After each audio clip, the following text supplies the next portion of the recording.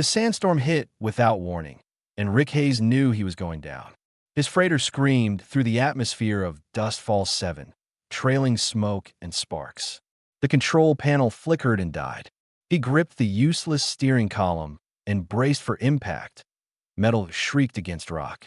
The world spun. Then everything went silent. Rick opened his eyes to orange dust filtering through a cracked viewport. His head throbbed, but nothing felt broken. He unbuckled himself and stumbled toward the emergency hatch. The door hissed open, and heat slammed into him like a wall. Outside, the landscape stretched in every direction. Red rocks, dead scrub, and nothing else. His ship was a twisted wreck, half buried in sand. Most of the cargo containers had torn loose during the crash. Rick pulled his survival pack from its compartment and checked the contents. 3 days of protein bars, water purification tablets, basic medical supplies, a fire starter kit. Not much, but humans had survived on less. He spotted structures in the distance, shimmering through the heat waves. A settlement. Rick started walking. The colony looked like it had been assembled from spare parts. Domed buildings connected by sealed tunnels. Solar panels coated in dust. Everything had the tired look of a place barely holding together. Rick approached the main airlock and pressed the call button. A voice crackled through the speaker.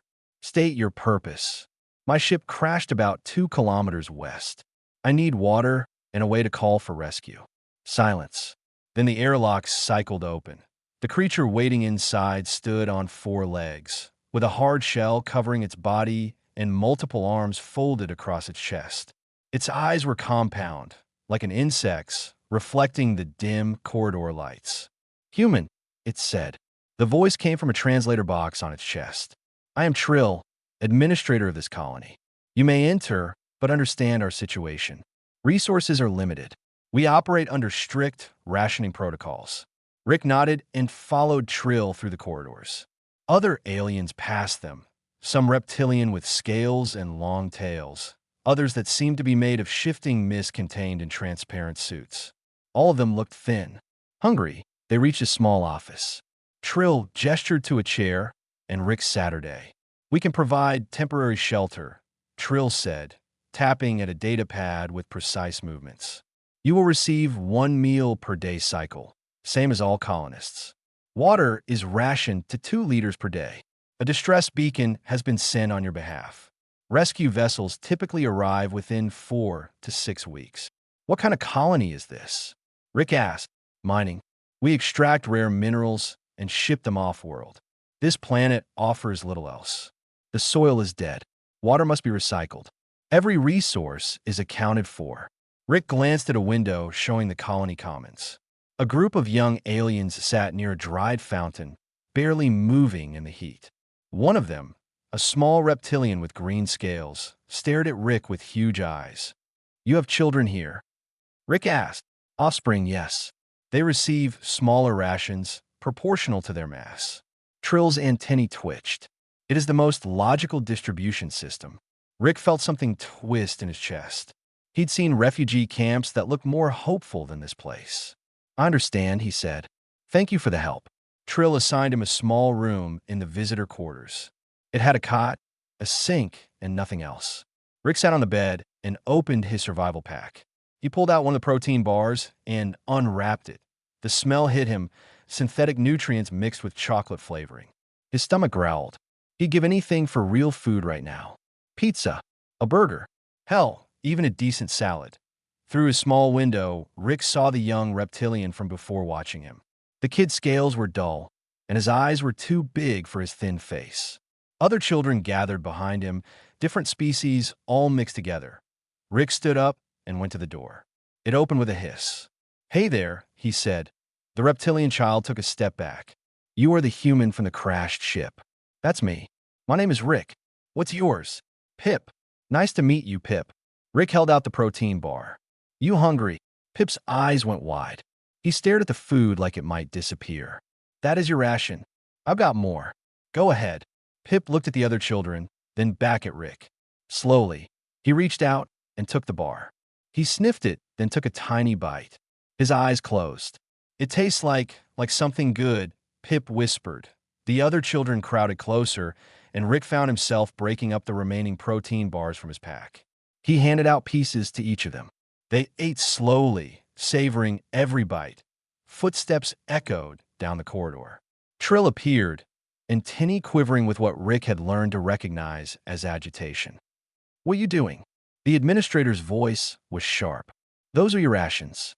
You have reduced your survival probability by 40%. The children scattered, clutching their precious pieces of food. Rick shrugged. They looked hungry. Of course they are hungry. We are all hungry. That is the reality of this colony. Resources are finite. Sharing does not create more food. It simply redistributes scarcity. "Maybe," Rick said, "but I've got an idea about that." Trill's compound eyes studied him. "Explain." "Back on Earth, we've got a saying. Give a man a fish, he eats for a day. Teach a man to fish, he eats for life." Rick looked out at the barren landscape beyond the colony walls. "You've been trying to survive on what you have. What if I could show you how to create more? Impossible. We have analyzed this environment extensively. The planet cannot support agriculture. The soil is depleted. We attempted farming 3 years ago and failed completely. Did you try doing it the human way?" Trill was silent for a moment. "What is the human way?" Rick smiled. "Tell you what. Give me access to your failed farm area, and I'll show you. If I can't grow food here within 30 days, I'll work off my rescue debt in your minds. But if I succeed, you let me teach your people what I know." Trill's antennae moved in a pattern Rick couldn't read. The administrator was calculating, running probabilities. "Why would you do this?" Trill asked. "What benefit do you gain?" Rick thought about Pip's face when he tasted that protein bar. About all the thin, tired aliens in this dying colony. "Because nobody should have to live like this," he said. "Not when there's another way." Trill clicked its mandibles together. "Very well. You have 30 days. But understand, human, when you fail, we will not waste additional resources on hope." Rick held out his hand. Trill looked at it, confused, then extended one of its own limbs. They shook. "Deal," Rick said. "Now, you got any shovels around here?" Dawn broke over Dustfall 7 in shades of orange and red. While the colony slowly woke to their measured breakfast rations, Rick was already outside the settlement walls, digging in the dirt with a borrowed shovel. Pip found him there an hour later. "What are you doing?" the young reptilian asked, his head tilting in confusion. Rick wiped sweat from his forehead. Around him sat piles of dried brush, broken equipment parts, and chunks of what looked like compressed organic waste. "Gathering fuel," Rick said. "Fuel? For what purpose?" "We have fusion reactors. Different kind of fuel." Rick picked up a piece of dried plant matter. "See this? Your people call it waste. I call it potential." More colonists gathered to watch. A reptilian adult with dark red scales approached, her tail swishing with concern. "You are collecting terminal matter," she said.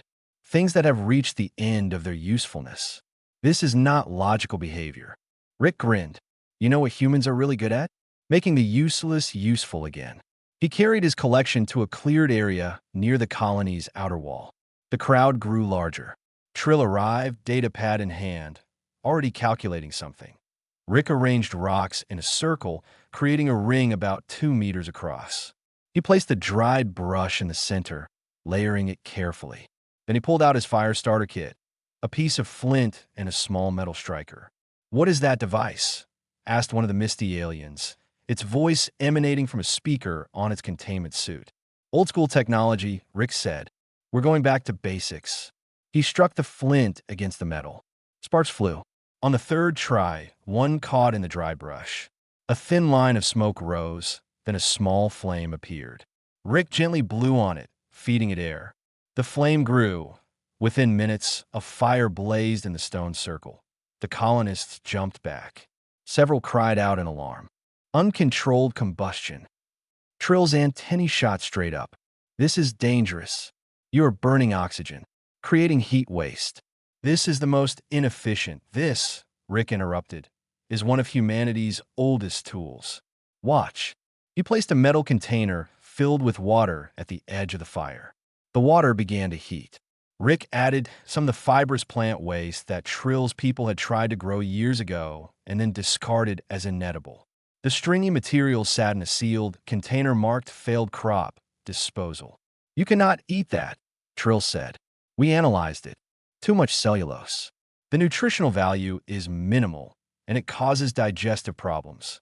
Raw, yes, Rick agreed. But fire changes things. He roasted the fibrous material over the flames until it blackened and softened. The smell was strange, but not entirely unpleasant. Rick pulled a piece off and chewed it. Tough, but edible. Fire breaks down the cell walls, Rick explained. Makes nutrients more accessible. This won't win any cooking awards, but it'll keep you alive. He added the roasted material to the now boiling water, along with his own daily ration. One of those compressed nutrition blocks Trill had provided.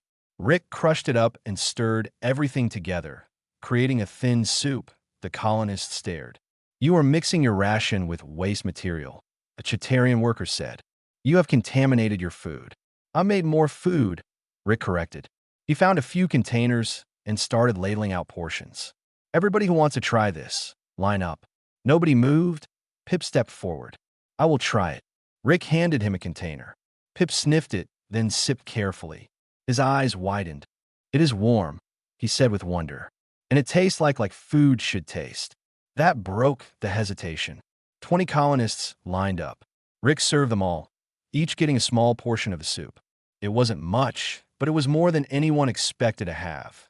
Trill watched silently, compound eyes tracking every movement. Finally, the administrator spoke. This does not balance. You started with one ration. You have fed 20 individuals. The mathematical equation is incorrect. Rick sat back, satisfied. Your math only counts what you lose. Human math counts what you can create. There's a difference. Explain. You see one nutrition block, you calculate one meal. I see one nutrition block plus waste material plus fire plus water, and I calculate 20 meals. You're doing subtraction. I'm doing multiplication. Trill's antennae drooped, a sign of deep thought. But the raw materials still have limits. Sure, Rick said, but you've got more raw materials than you think. You just don't know how to use them yet. The administrator was quiet for a long moment, then looked at Rick. You said you could grow food. In 30 days. I did. The agricultural dome failed. The soil is dead. We proved this scientifically. Rick stood and brushed dust off his pants. Mind if I take a look at that dome? They walked through the colony to a large structure at the eastern edge. The transparent dome covered about half a hectare of land. Inside, the ground was gray and lifeless. Broken irrigation pipes lay scattered around. Everything had the look of abandoned hope. Rick knelt and picked up a handful of soil. He let it run through his fingers. Dry, compact, no structure at all. You try to grow plants from your home worlds here, he said. Correct. We used proven agricultural techniques. Nothing grew. That's because you were trying to force your methods on this planet. You need to work with what the planet gives you. Rick stood and surveyed the space. This soil isn't dead. It's just sleeping. We need to wake it up. How? First, we need to understand something about Earth, Rick said. My home world isn't paradise. It's actually pretty hostile. Humans evolved in a place that tried to kill us constantly.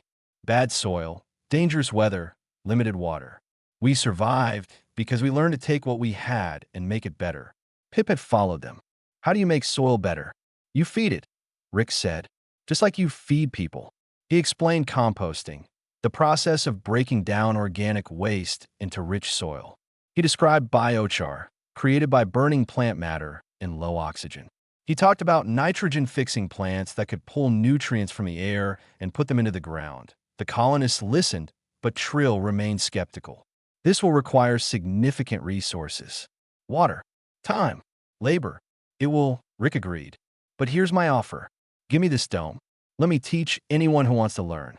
If nothing grows in 30 days, I'll stop and work in your minds until my rescue comes. But if something does grow, if something grows... Rick met Trill's compound eyes. Then you let me teach your whole colony. You change from rationing survival to creating abundance. You stop just living and start thriving. Trill calculated for a full minute. The other colonists waited. Very well, the administrator finally said. You have access to the dome, but resources remain rationed. You cannot use more water than allocated. Rick smiled. Don't need more. I just need to use it smarter. That afternoon, Rick started teaching. He showed them how to collect all organic waste, every scrap of food, every bit of biological matter. The gaseous aliens found it disgusting.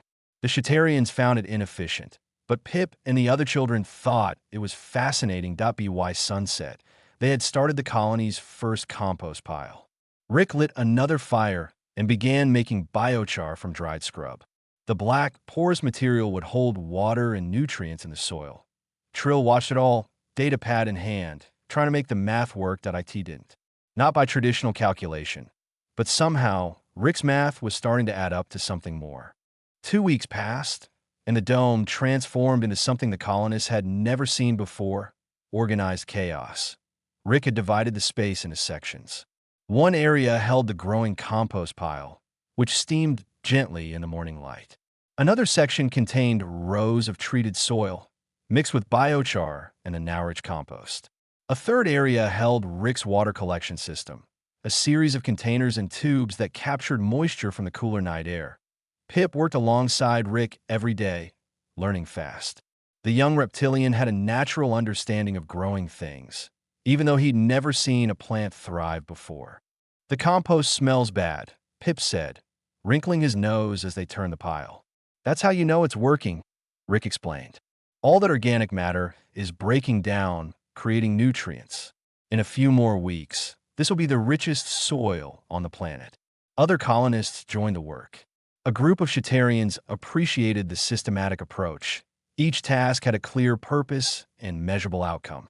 Some of the reptilian adults, called Scalix, remembered stories from their ancestors about working with the land. The knowledge had been forgotten in the age of technology, but something in their genetic memory recognized what Rick was doing. The gaseous aliens, the Aerials, helped in unexpected ways. They could sense chemical changes in the compost and alert Rick when the ratios were off. Their ability to detect moisture made them excellent at managing the water system. On day 16, Rick planted the first seeds. They came from his emergency supplies, hardy vegetables designed to grow in harsh conditions. Beans, tubers, and leafy greens that could tolerate poor soil and limited water. He'd been saving them for exactly this purpose. The colonists gathered to watch him press the seeds into the prepared soil. "How long before they grow?" Pip asked. 2 weeks, maybe 3, Rick said. "Plants take time." Trill stood at the edge of the dome, data pad clutched in multiple hands. "You have 14 days remaining in our agreement." "I know. The probability of visible growth in that time frame is low." Rick patted down the soil around the last seed. "You keep talking about probability. I'm talking about possibility." He built a simple drip irrigation system using recycled tubing from the broken equipment scattered around the colony. Water would flow slowly, directly to the roots, wasting nothing. The system used 70% less water than the old irrigation setup. A Scalix engineer named Renna studied the design. "This is elegant, simple, but effective. Sometimes the old ways are the best ways," Rick said. "Your ancestors survived deserts worse than this. They had to know water conservation." Renna's scales flushed a deeper red, a sign of strong emotion. "Yes, I remember my grandmother telling stories. But when we came to the colonies, we thought technology would solve everything. We forgot how to work with nature. Technology is great," Rick agreed, "but it should help nature, not replace it." Word of Rick's garden spread beyond the colony. The neighboring settlement, run by an administrator named Vrex, sent a message to Trill. Rick was in the dome when Trill found him. The administrator's antennae were flat against its head, a bad sign. "I have received communication from Vrex," Trill said. "He has ordered me to cease this experiment." Rick stopped watering. "Why?" "He states that we are wasting resources that should be dedicated to mining operations.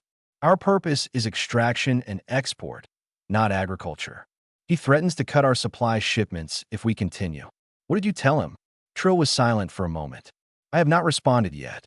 I am calculating the consequences of various actions." Pip emerged from behind a row of prepared soil beds. "But we have to continue. Look," he pointed to one of the planted sections. Rick moved closer, then knelt down. His breath caught. Tiny green shoots pushed through the dark soil. The first sprouts were emerging. Within an hour, every colonist who could fit in the dome crowded inside to see. They stood in silence, staring at the small green plants. Some had never seen anything grow before. Others had, but only in hydroponic facilities with controlled environments and chemical nutrients. This was different. This was life coming from the earth itself. An elderly Chitarian reached out with a trembling limb and gently touched a leaf. "I have forgotten," she whispered. "I have forgotten what hope looks like." Trill stood beside Rick, compound eyes fixed on the sprouting plants. "You have achieved growth in 18 days," the administrator said. The probability was 0.03%. Yet here is proof. "Still got 12 days to make good on my promise," Rick said. "The growth is sufficient. You have won the agreement." Trill paused. "But Vrex's order remains. If I defy him, we will be isolated. No supply shipments. No support. We could be officially abandoned." Rick looked at the gathered colonists. At Pip's hopeful face. At Rena and the other Scalix who had reconnected with their forgotten heritage. At the Ariels humming softly with contentment. At the Chitarians meticulously documenting every stage of growth. "Seems to me you've got a choice," Rick said. "You can keep following orders and slowly dying. Or you can take a risk and actually live." Trill's antennae moved in complex patterns. Calculating. Considering. "If we choose to continue," the administrator said slowly, "we will need to become self-sufficient quickly, before Vrex can enforce consequences." "Then let's make that happen," Rick said. "I've been going easy on you all. Time to accelerate." Over the next week, Rick pushed the colony hard. He taught them to build more efficient solar stills that could extract water vapor from the air. He showed them how to identify local plants that were technically edible if prepared correctly. He helped them repair old equipment and repurpose it for farming. The garden exploded with growth. Rick's careful soil preparation and water management created ideal conditions. The plants grew fast, their roots digging deep into the enriched earth that on day 28, Rick called everyone to the dome. The vegetables were ready for harvest. Beans hung heavy on their vines. Tubers bulged from the soil. Leafy greens spread in thick, healthy clusters. There was enough for everyone in the colony to have a full meal. Not a ration, but an actual meal. Rick organized the harvest like a celebration. Colonists worked together, carefully picking vegetables and collecting them in containers. Children ran between the rows, laughing, a sound that had been absent from the colony for years. Trill harvested alongside everyone else, experiencing the satisfaction of collecting food they had grown themselves. As the sun set, Rick built fires in the colony commons. He taught the colonists how to cook, really cook. Not just heat rations, but prepare food with care and skill. He showed the Chitarians how to roast vegetables until they were crunchy and caramelized. He helped the Scalix create spicy preparations using local plants. He even found a way for the Ariels to absorb nutrients from the cooking steam. The feast lasted hours. Colonists who had barely spoken to each other before sat together, sharing food and stories. Different species mingled freely, united by full stomachs and genuine satisfaction. Trill found Rick sitting by one of the fires, watching the celebration. "I have completed my calculations," the administrator said. "And by every measure, this should have failed. The resource investment versus projected return did not balance. The probability of success was negligible. The risk of defying Vrex endangers our entire colony." Rick waited. "But I realize now," Trill continued, "that I have been calculating the wrong equation. I measured survival. You measured living. These are not the same thing." "No," Rick agreed. "They're not." Trill's antennae lifted, a gesture of determination. "Tomorrow, I will send my response to Vrex.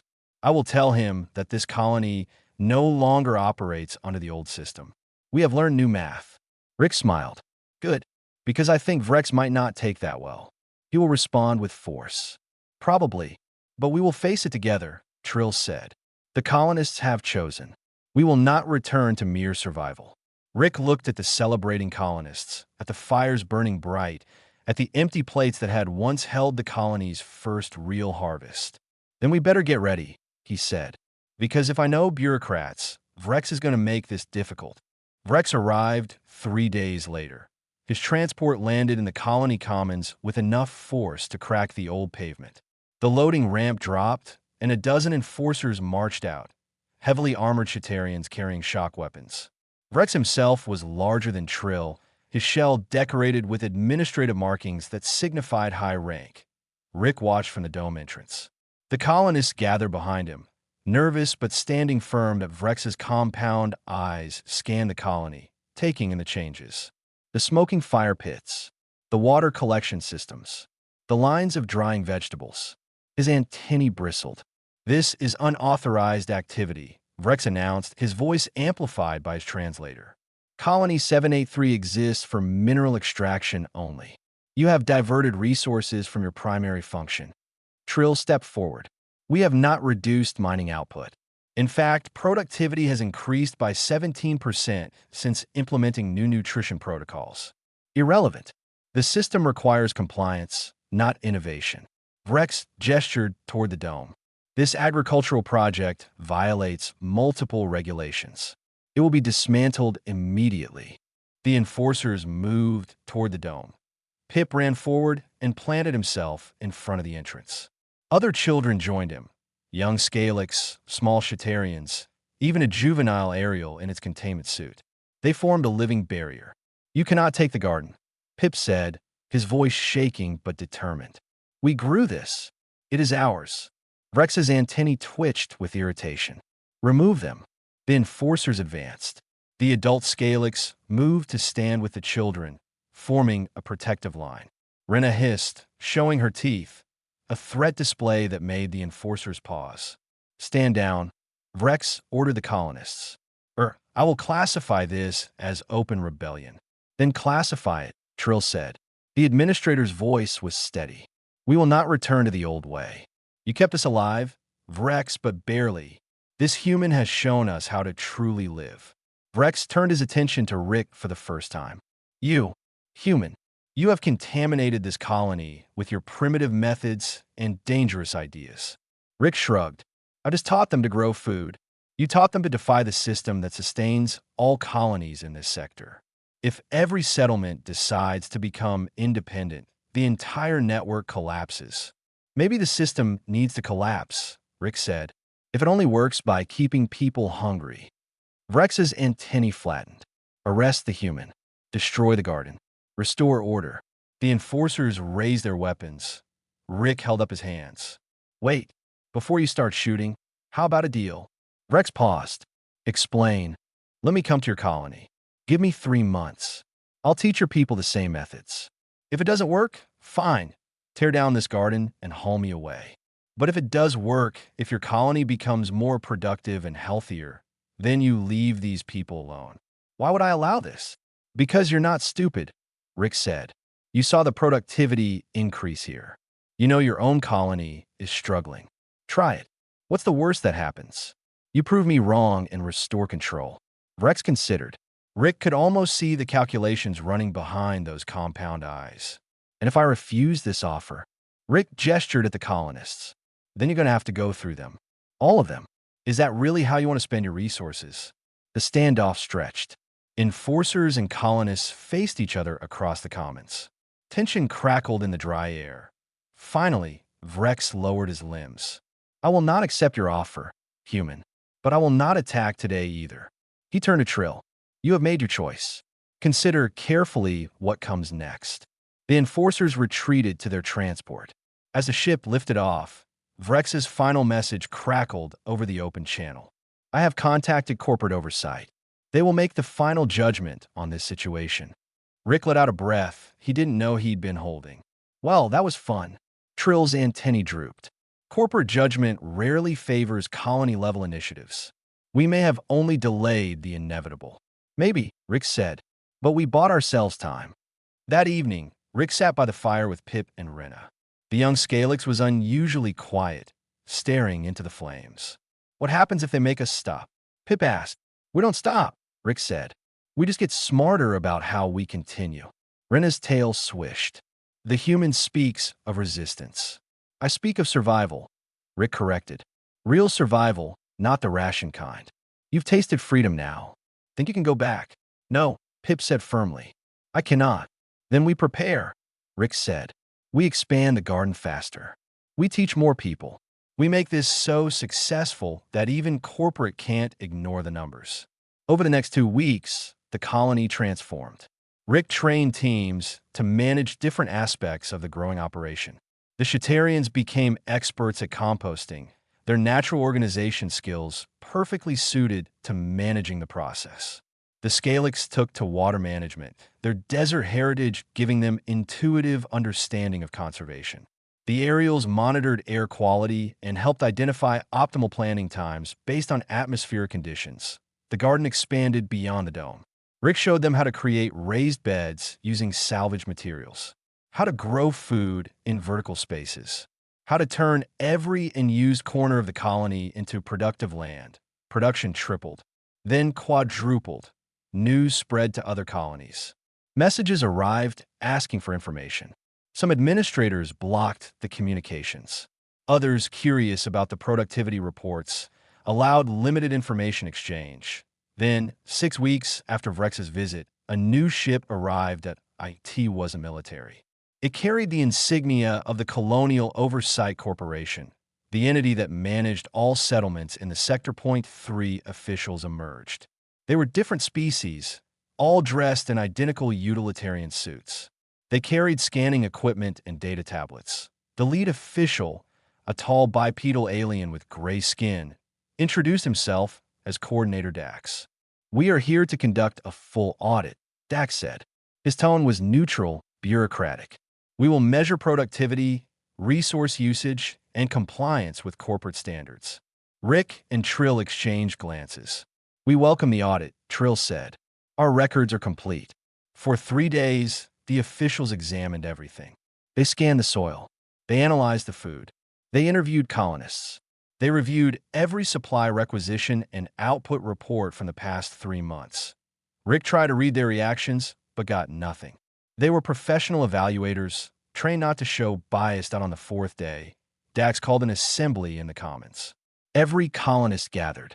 The officials stood on a raised platform, data tablets in hand. We have completed our assessment, Dax announced. Rick felt Pip grab his hand. The young Scalix was trembling. Dax continued. This colony has violated numerous regulations regarding resource allocation and operational focus. Under normal circumstances, these violations would result in administrative sanctions and mandatory restructuring. Trill's antennae drooped. However, Dax said, and Rick caught a slight shift in his tone, we have also found that productivity has increased by 300%. Health metrics have improved significantly. Resource efficiency exceeds all models. Morale is unprecedented. The official paused, looking at his tablet. Corporate has made a decision. The methods used here will be documented and distributed to all struggling colonies in the sector. Administrator Trill will receive a commendation for innovative problem solving. Stunned silence. Then Pip let out a whoop of joy that echoed across the commons. The other colonists erupted in celebration. Trill stood frozen, processing the unexpected outcome. Dax approached Rick. The corporation wishes to hire you as a consultant. You will travel to other colonies and implement your methods. The compensation is substantial. Rick shook his head. I'm not interested in working for a corporation. Then what do you want? Rick looked at the celebrating colonists, at the gardens growing strong, at the fires burning bright. I want you to let me finish what I started, he said. And I want you to stop treating colonies like resource extraction points. They're communities. Treat them like it. Dax considered this. I will convey your message to leadership. As the officials prepared to leave, Vrex's transport appeared on the horizon. This should be interesting, Rick said. Vrex's transport touched down just as the corporate officials departed. The administrator emerged alone this time, no enforcers in sight. He looked smaller, somehow, diminished. Rick watched him approach the commons where the colonists still celebrated their victory. Trill moved to intercept, but Rick waved him off. Let him come, Rick said. Vrex stopped a few meters away. His antennae moved in patterns Rick had learned meant confusion or distress. You have won, Vrex said flatly. Corporate has endorsed your methods. I have been ordered to implement similar changes in my colony. That's good news, Rick said. Is it? Rex's voice carried something Rick hadn't heard before, doubt. I have administered my colony for 8 years. I followed every protocol, maintained optimal efficiency, and now I am told my methods are inferior to a human who has been here mere weeks. Rick studied the administrator. You kept your people alive. That's not nothing, but I did not let them live. Is that not the distinction Trill made? Yeah, it is. Rex was quiet for a moment. Then he spoke again, softer. I do not know how to do what you do. I only know calculation, probability, resource management. Those skills are useful, Rick said. You just need to aim them at a different goal. Will you teach me? Rick hadn't expected that. You want me to come to your colony? Yes. I will not pretend it is only for my people's benefit. Corporate has made clear that administrators who cannot adapt will be replaced. But, Rex paused. I also saw the faces of your colonists. The joy. I would like my people to have that. Rick considered. His rescue ship would arrive in another week. He could leave this all behind, return to his normal cargo runs, and forget about Dustfall 7. But he knew he wouldn't forget. And he knew these people needed more than one successful garden. Okay, Rick said, but I've got conditions. Name them. First, no more rationing. You distribute based on need, not calculation. Second, you let your colonists learn everything I teach. No controlling information. Third, you open your borders to Trill's colony. They're your neighbors, not your competition. Rex's antennae twitched with discomfort. These conditions violate standard administrative practice. Standard practice is why both colonies were dying. Another long pause. Then Vrex extended a limb. I accept your conditions. They shook on it. 3 days later, Rick found himself on a transport heading to Vrex's colony with Trill, Pip, and Rena. The young Scalix had begged to come, wanted to learn more. Rena volunteered to help implement water systems. Trill came to document everything and share knowledge between the colonies that Vrex's settlement was larger than Trill's but looked worse. The buildings were newer, but the colonists moved with the same defeated exhaustion Rick had first seen at Colony 783. The difference was striking after spending weeks among Trill's now thriving people. An older Scalix approached as they disembarked. Her scales were dull, and she moved slowly. New workers? She asked tiredly. Teachers, Rick corrected. We're here to help. She looked at them with hollow eyes. Nothing helps. This is just how life is. Pip stepped forward. I used to think that too. Then Rick showed us another way. The old Scalix studied Pip, his bright scales, clear eyes, and energetic movements. You are healthy, because I eat real food now. Not just rations. Real food that we grow ourselves. A spark of interest flickered in the old Scalix's eyes. Tell me more. Within hours, a crowd gathered in Vrex's colony commons. Rick explained the basics while Trill projected images of their thriving garden. Pip demonstrated composting techniques with infectious enthusiasm. Rena discussed water conservation using her people's ancestral knowledge. The colonists listened with desperate attention. Here was hope, delivered by people who looked like them, who had suffered like them, who had found a way forward. Vrex provided access to their failed agricultural zone, even larger than Trill's dome, but in worse condition. Rick surveyed the space with his new team. We could do this faster now, he said. We know what works. They divided the labor. Teams formed naturally, with Vrex's colonists working alongside Rick's volunteers. The Shatarians from both colonies collaborated on compost management. The Scalix shared water conservation techniques. The Aerials monitored conditions and optimized airflow. Rick built the first fire in Vrex's colony. The administrator watched nervously as flames consumed the fuel. This still seems wasteful, Vrex said. That's because you're measuring what burns, Rick replied. Measure what it creates instead. Over the next week, transformation began. Vrex's colonists worked with fierce determination, having seen proof that change was possible. They collected waste, built compost systems, and prepared soil with almost religious dedication. But then the sabotage started. IT began small. Water pipes mysteriously broke. Compost piles were scattered. Seeds went missing. At first, Rick thought it was accidents. Then he found a storage shed deliberately set on fire. Not a controlled burn, but destructive flames that consumed precious supplies. Rex called an emergency meeting. His antennae trembled with rage. Who is responsible? The administrator demanded. Silence. Then a young Chitarian stepped forward. Administrator Rex, I believe I know. The Chitarian, named Krill, explained that a small group of colonists opposed the changes. They believed Rick's methods were temporary, that corporate would eventually reverse course, and that adaptation was a waste of effort. Better to wait out the madness than invest in false hope. They are afraid, Krill said. Change is frightening when you have known only one way to live. Rick understood. Fear made people destructive. Where are they now? Hiding in the old storage tunnels. Rick, Vrex, and Trill went to find them. The group was small.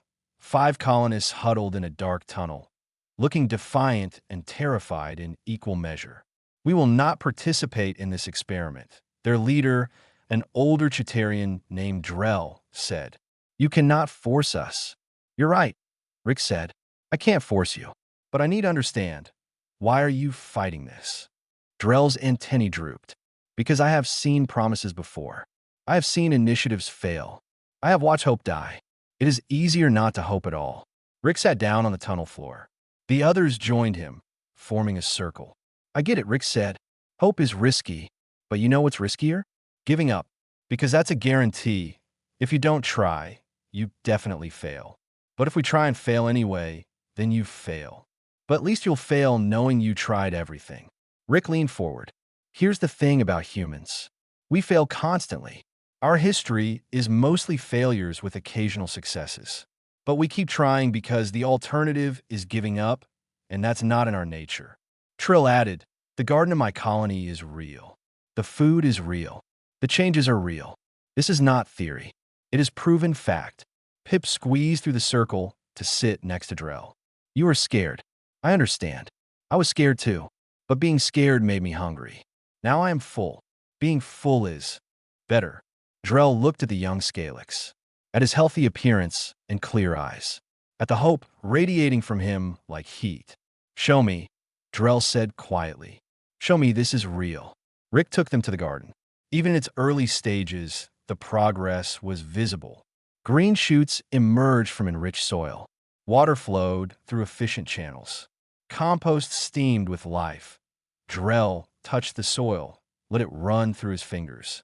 It is warm, full of activity, Rick explained. Billions of microorganisms breaking down matter, creating nutrients. It's alive. The old Chitarian's antennae slowly lifted. I had forgotten life could be like this. Then help us remember, Rick said. Help everyone remember.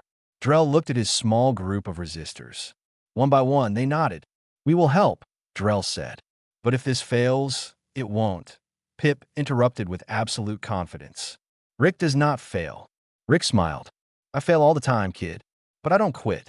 That's the difference. By the end of week 2, Vrex's colony was transformed. The sabotage stopped. Every colonist participated in some way. The garden grew rapidly, benefiting from hard-won knowledge transfer from Trill's colony. The first harvest came early. Not as abundant as hoped, but enough. Enough to prove the concept. Enough to fuel determination. Rick taught them to cook. Fires blazed in the commons. Colonists from both settlements shared a feast. Vrex and Trill sat together, discussing future cooperation. Drell found Rick after the meal. Thank you for not giving up on us. Everyone deserves a chance to hope, Rick said. That night, as Rick lay in his assigned quarters, his communicator chimed. A message from the rescue coordination team. His ship would arrive in 3 days. Time to leave.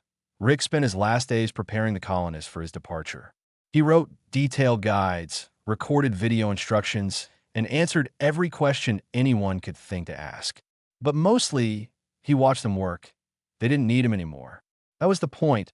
Pip helped Rick pack his few belongings. The young Scalix moved slowly, reluctantly. You could stay, Pip said. We still have much to learn. You know enough, Rick replied, and you'll figure out the rest. That's how learning works. But what if we fail without you? Rick knelt to Pip's level. Then you'll fail, learn from it, and try something different. That's what humans do. That's what you'll do too. Pip's scales rippled with emotion. You changed everything. No, Keith. I just showed you what was possible. You all did the changing. The night before Rick's departure, both colonies held a celebration. Colonists traveled between settlements freely now. The border restrictions had dissolved. They gathered in Trill's Commons, where the first gardens still thrived. Rick built one last fire. The flames danced high, casting light on familiar faces. Trill stood with Vrex, the two administrators planning joint projects. Rena taught a group of young Scalix about water conservation. Drell tended the compost with the care of someone who had found new purpose. Krill documented everything, creating a comprehensive record for other colonies. And everywhere, colonists talked and laughed and shared food they had grown themselves. Coordinator Dax arrived unexpectedly, his corporate transport landing as the celebration reached its peak. He approached Rick with his usual neutral expression. "I bring news," Dax said. 17 colonies have requested implementation of your methods. 8 more are considering it. Corporate leadership has designated this as a sector-wide initiative. Rick nodded. "That's good. They still wish to hire you as a consultant. Still not interested." Dax's expression shifted slightly, maybe amusement. "Why not? The compensation would be substantial. You would have resources, authority, official backing. Because the moment I work for corporate, I stop working for the colonists," Rick said. "I'd have to follow regulations, meet quotas, and justify every decision to bureaucrats. No thanks." "Then what will you do?" Rick looked at the gathered colonists. "I'm a cargo pilot. I'll haul freight, pick up odd jobs, and probably crash on another backwater planet eventually. But if I hear about colonies in trouble, I might stop by. Unofficially." Dax studied him. "You are an unusual human." "Not really. Most humans would do the same thing." "I doubt that." Rick shrugged. "Then you don't know humans very well." As Dax departed, Trill approached with a data chip. "This contains everything we have learned," the administrator said. "Technique, measurement, observation. Take it. Share with others who might need it." "You sure? This is your work." "It is our work. Yours and ours. But it should not stop here." Trill's antennae moved in a pattern Rick had learned meant determination. "We will continue developing these methods. Other colonies will improve them further. Knowledge grows when shared." Rick pocketed the chip. "You've come a long way from the administrator who rationed by probability." "I learned new math," Trill said. "The kind that multiplies instead of subtracts." Pip found Rick near the fire as the celebration wound down. The young Scalix carried something wrapped in cloth. "I made this for you," Pip said, unwrapping a small carving. It depicted a human figure standing in a garden, surrounded by different alien species. The craftsmanship was simple but heartfelt. "So you remember," Pip added quietly. "So you remember us." Rick took the carving carefully. "I won't forget you, kid. Any of you. Will you come back? Maybe. If you need me. We will always need you." Rick smiled. "No, you won't. You'll need each other. That's better." The rescue ship arrived at dawn. It was a standard corporate salvage vessel, efficient and impersonal. Rick stood in the commons with his small pack and Pip's carving, looking at the colonies he'd helped transform. Both settlements showed visible changes. Gardens grew in every available space. Smoke rose from cooking fires. Solar stills collected water. Colonists moved with energy and purpose. Children played instead of working. The air itself felt different, charged with possibility. Trill, Vrex, Pip, Rena, Drell, and Krill walked Rick to the landing pad.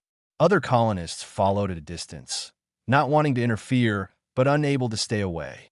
"Thank you is insufficient," Vrex said. "You have given us more than abundance. You have given us purpose." "You always had purpose," Rick replied. "You just needed someone to remind you." Trill held out a limb, and Rick shook it. "If you encounter other struggling colonies, send them to us. We will share what we know." "I will." Pip stepped forward. "I will be like you. I will teach others." "Better than me," Rick said. "Because you'll teach them as someone who lived it. That's more powerful." The ship's captain, a bored-looking human, appeared at the loading ramp. "Hayes, we're on a schedule." Rick picked up his pack. He took one last look at the two thriving colonies, at the aliens who had become friends, at the gardens that had grown from barren soil. "Keep the fires burning," he said. "We will," they replied in unison.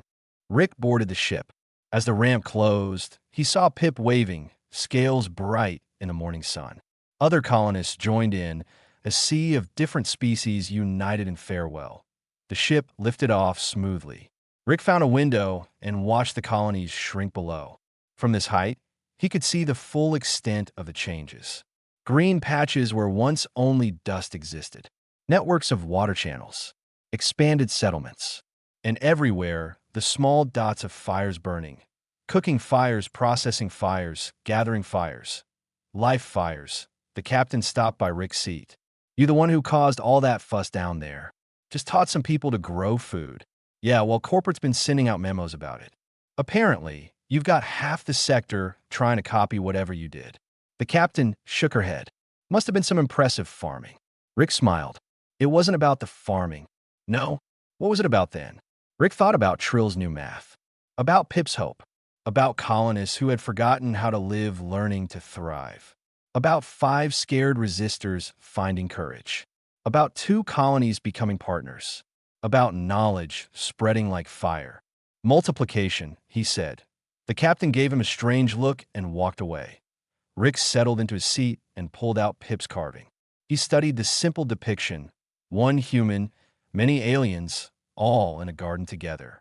It captured something important. Something true. 3 weeks later, Rick delivered his cargo to a station near the edge of colonized space. While refueling, he overheard a distress call. A mining colony on a distant moon was failing. Food shortages, water problems, morale collats. They needed supplies desperately. Rick checked his cargo hold. He had some spare equipment, a few emergency rations. Not much, but he also had something more valuable. He had Trill's data chip. He had knowledge. He had experience. And he had the human instinct that had started all this. When someone asks for one meal, you show them how to feed themselves and others. Rick plotted a course to the failing colony on Dustfall 7. Pip supervised a group of young colonists as they planted a new garden section. They worked efficiently, following methods that had become second nature. When they finished, Pip lit a fire and showed them how to prepare the first harvest. "Rick taught me this," Pip said, "and now I teach you. One day, you will teach others." The young colonists listened carefully. They understood they were learning more than farming techniques. They were learning a philosophy, a way of being. That night, Pip sent a message to the growing network of transformed colonies. It was simple, echoing Rick's final words. "Keep the fires burning." Across the sector, in 19 different colonies, humans and aliens worked together in gardens. They cooked over fires. They shared what they had. They taught each other. And in a small bar on a forgotten station, Rick Hayes planned his next detour. Another struggling colony. Another chance to show that abundance shared multiplies. He smiled into his drink, thinking about Trill's new math. About how one meal, given freely, had fed hundreds.